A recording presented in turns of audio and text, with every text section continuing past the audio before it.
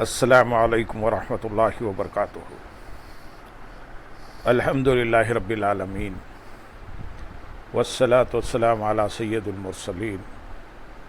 اما بعد فاعوذ باللہ من الشیطان الرجیم، بسم اللہ الرحمن الرحیم۔ برادران عزیز و معزز خواتین، آج کی اس نشست میں سورۃ الانعام کی آیت نمبر 29، 30 اور 31 کا ترجمہ و تفسیر پیش کرنے کی سعادت حاصل کی جائے گی۔ وَقَالُوا إِنْ هِيَ إِلَّا حَيَاتُنَا الدُّنْيَا وَمَا نَحْنُ بِمَبْعُوثِينَ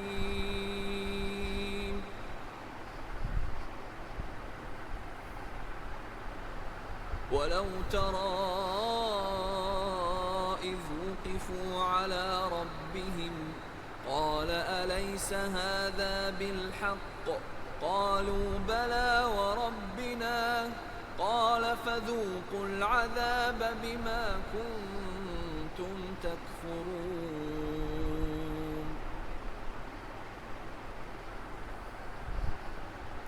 قَدْ خَسِرَ الَّذِينَ كَذَّبُوا بِلِقَاءِ اللَّهِ حَتَّى إِذَا جَاءَتْهُمُ السَّاعَةُ بَغْتَةً قالوا يا حسرتنا على ما فرطنا فيها وهم يحملون أوزارهم على ظهورهم ألا ساء ما يزرون۔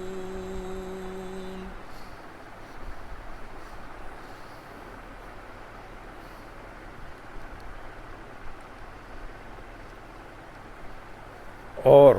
انہوں نے کہا تھا کہ زندگی تو صرف دنیاوی زندگی ہی ہے اور ہمیں اٹھایا نہیں جائے گا، اور اگر تم دیکھو جب انہیں ان کے رب کی بارگاہ میں کھڑا کیا جائے گا تو وہ فرمائے گا کیا یہ حق نہیں؟ تو کہیں گے کیوں نہیں، ہمیں اپنے رب کی قسم۔ فرمائے گا تو اب اپنے کفر کے بدلے میں عذاب کا مزہ چکھو۔ وقالوا، اور انہوں نے کہا تھا، یہ ان کا کافروں کا مقولہ ہے جو قیامت کے منکر ہیں، اور اس کا واقعہ یہ تھا کہ جب سرور کائنات صلی اللہ علیہ وسلم نے کفار کو قیامت کے احوال اور آخرت کی زندگی، ایمانداروں اور فرمانبرداروں کے ثواب، کافروں اور نافرمانوں پر عذاب کا ذکر فرمایا تو کافر کہنے لگے کہ زندگی تو بس دنیا ہی کی ہے، اور جب ہم مرنے کے بعد اس دنیا سے چلے جائیں گے تو ہمیں دوبارہ زندہ نہیں کیا جائے گا۔ کافروں کا تو عقیدہ ہی یہ تھا کہ زندگی تو صرف دنیا کی زندگی ہے اور مرنے کے بعد کوئی اٹھایا نہیں جائے گا، اور اسی اعتقاد کی بنا پر ان کی زندگی غفلت کا شکار تھی۔ لیکن مسلمانوں پر بھی افسوس ہے کہ ان کا تو قطعی عقیدہ یہ ہے کہ مرنے کے بعد لوگوں کو اٹھایا جائے گا، اعمال کا جواب دینا پڑے گا، لیکن اس کے باوجود وہ غفلت میں پڑے ہیں۔ یہ بڑی افسوسناک صورت ہے۔ چنانچہ اسی مفہوم میں بزرگوں نے بہت سی باتیں ارشاد فرمائی ہیں۔ حضرت ابو جعفر رضی اللہ تعالیٰ عنہ سے روایت ہے، حضور اقدس صلی اللہ علیہ وسلم نے ارشاد فرمایا،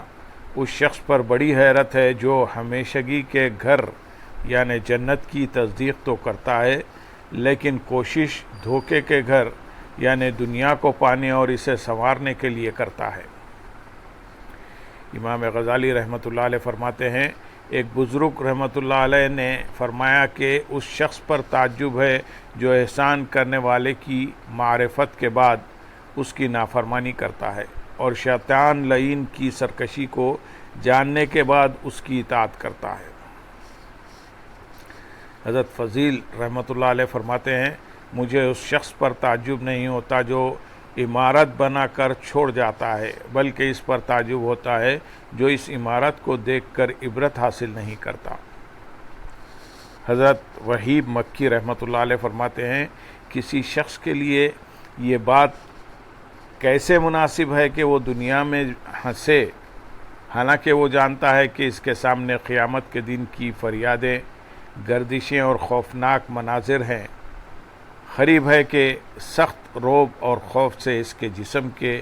جوڑ کٹ جائیں۔ آیت نمبر 31 میں ارشاد ہے، بے شک ان لوگوں نے نقصان اٹھایا جنہوں نے اپنے رب سے ملنے کو جھٹلایا، یہاں تک کہ جب ان پر اچانک قیامت آئے گی تو کہیں گے ہائے افسوس اس پر جو ہم نے اس کے ماننے میں کوتاہی کی، اور وہ اپنے گناہوں کے بوجھ اپنی پیٹھ پر لادے ہوئے ہوں گے، خبردار وہ کتنا برا بوجھ اٹھائے ہوئے ہیں۔ بے شک ان لوگوں نے نقصان اٹھایا جنہوں نے اپنے رب سے ملنے کو جھٹلایا، یعنی جن کافروں نے مرنے کے بعد دوبارہ زندہ کیے جانے اور قیامت کے دن اعمال کے حساب کے لیے اللہ تعالیٰ کی بارگاہ میں حاضر ہونے کو جھٹلایا، تو انہوں نے اپنی جانوں کا ہی نقصان کیا کہ وہ لازوال نعمتوں کے گھر جنت سے محروم ہو جائیں گے اور جہنم کے درکات میں دردناک عذاب میں مبتلا ہوں گے، یہاں تک کہ جب قیامت کے دن ان منکروں پر اچانک قیامت آئے گی اور یہ اپنی ذلت و رسوائی کو دیکھیں گے تو کہیں گے ہائے افسوس، ہمیں اس پر بہت ندامت ہے جو ہم نے دنیا میں قیامت کو ماننے میں کوتاہی کی اور اس دن پر ایمان لا کر اس لیے تیاری نہ کی اور نیک اعمال کرنے سے دور رہے۔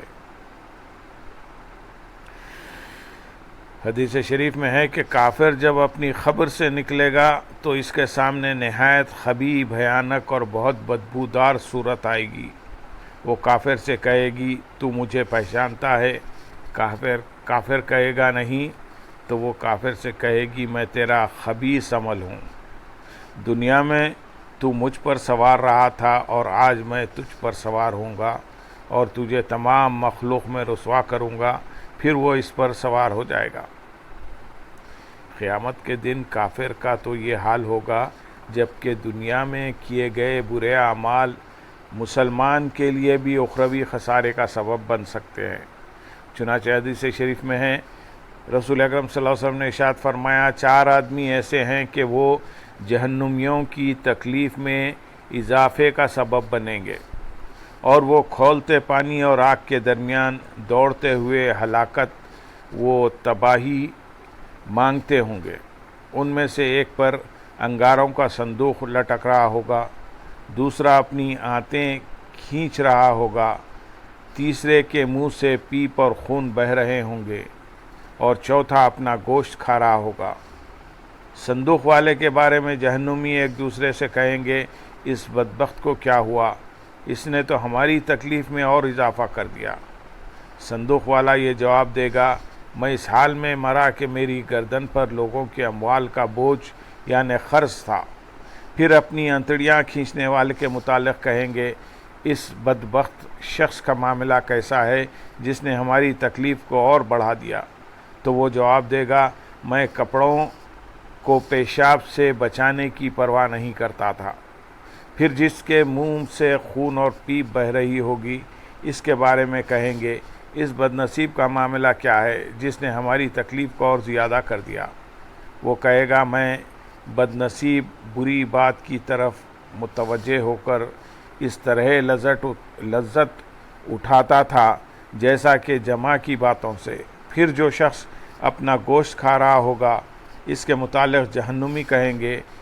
اس مردود کو کیا ہوا جس نے ہماری تکلیف میں مزید اضافہ کر دیا، تو وہ جواب دے گا میں بدبخت غیبت کر کے لوگوں کا گوشت کھاتا اور چغلی کرتا تھا۔ اللہم حفظنا، اللہ تعالیٰ تمام مسلمانوں کو لوگوں کی غیبت اور چغلی سے محفوظ رکھے۔ اللہم صلی علی سیدنا محمد وعلی آل سیدنا محمد وبارک وسلم، وآخر دعوانا ان الحمد للہ رب العالمین، سبحان ربک